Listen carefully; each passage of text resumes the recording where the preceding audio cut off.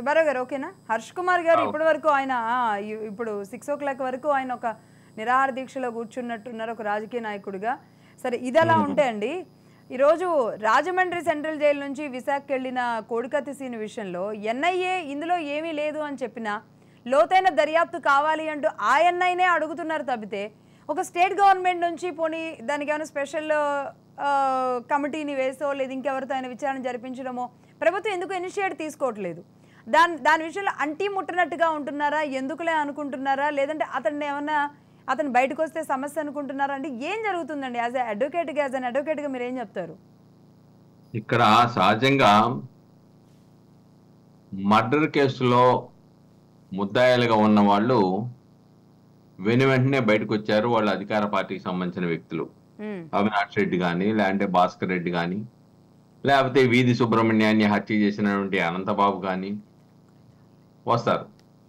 కానీ చిన్న గాయం చేసినటువంటి కోడికత్తి సీన్ మట్టికి 5 సంవత్సరాల పైగా జైల్లో ఉండేటువంటి పరిస్థితి కొనసాగుతోంది. ఇక్కడ దాంట్లోనే చిన్న స్పష్టంగా రాశారు, చిన్న గాయం తగిలింది అని చెప్పేసి. చిన్న గాయము చట్ట ప్రకారం ఒక ఆయుధంతో కనుక చిన్న గాయాన్ని చేస్తే అది 324 ఐపీసీ కింద వస్తుంది. దానికి 3 సంవత్సరాలు జైలు శిక్ష. అటెంప్ట్ మర్డర్ అయితే చనిపోవడానికి కావాల్సిన. సుబ్బారావు గారు మీరు కొంచెం బ్యాక్ కూర్చుంటారు, ఐ మీన్ అది కెమెరాకి ముందుకు వచ్చేసినట్టు.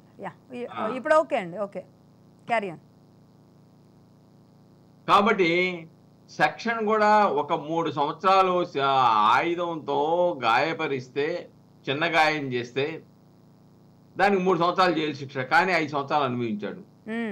కానీ దానికి అటెంప్ట్ మర్డర్ పెట్టేశారు. అటెంప్ట్ పెట్టినా 10 సంవత్సరాలు. అంటే శిక్షా కాలంలో దాదాపుగా 5 సంవత్సరాల పాటు సగ సంవత్సరాల పాటు ఆయన జైల్లో ఉన్నాడు. అయినా బెయిల్ రాలేదంటే సమాజం ఏ విధంగా ఆలోచిస్తుంది? ఇక్కడ దీంట్లో జగన్మోహన్ రెడ్డి గారు చెప్పేది ఏంటి? ఆయన దీనిలో కుట్రకోణం ఉంది, కుట్రకోణం నుంచి ఈ హత్యా ప్రయత్నం నా మీద జరిగింది. అలానే రాజారెడ్డి కానీ, లేకుంటే మా తాతగారు కానీ, మా తండ్రి గారి మీద కానీ, మా బాబాయ్ మీద కానీ, చివరికి నా మీద కానీ ఏ విధంగా హత్యా ప్రయత్నాలు, హత్యలు జరిగినాయో ఆలోచించండి అని ప్రజలకు విన్నవించుకున్నాడు. నిజమే అండి, ప్రజలు ఏం చేశారు? ఓట్లేశారు, గెలిపించారు. చివరికి ఈ రాష్ట్రంలో ఉన్న పోలీసు వాళ్ళని నేను నమ్మను అని చెప్పేసి జగన్మోహన్ రెడ్డి గారు చెప్పిన తర్వాత కేంద్ర ప్రభుత్వం ఎన్ఐఏని వేశారు. ఎన్ఐఏ విచారణ జరుపుతోంది. ఎన్ఐఏ స్పష్టంగా నిర్ధారించింది. అంతేకాకుండా కోడికత్తి సీన్ కూడా మధ్యలో చాలా విషయాలు వెలుగు చూపించాడు.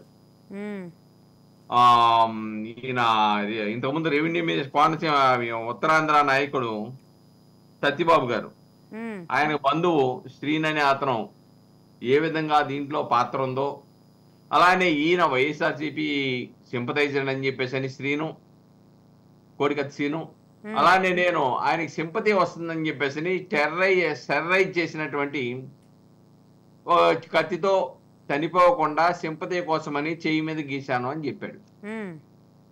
కానీ అతను కనుక బయటకు వస్తే ఇంకా ఎన్ని విషయాలు బహిర్గతం అవుతాయని చెప్పేసి భయం నుంచి ఆయన బయటికి రాకుండా ప్రయత్నం చేస్తున్నారని ఒక అనుమానం అయితే కలుగుతా ఉంది.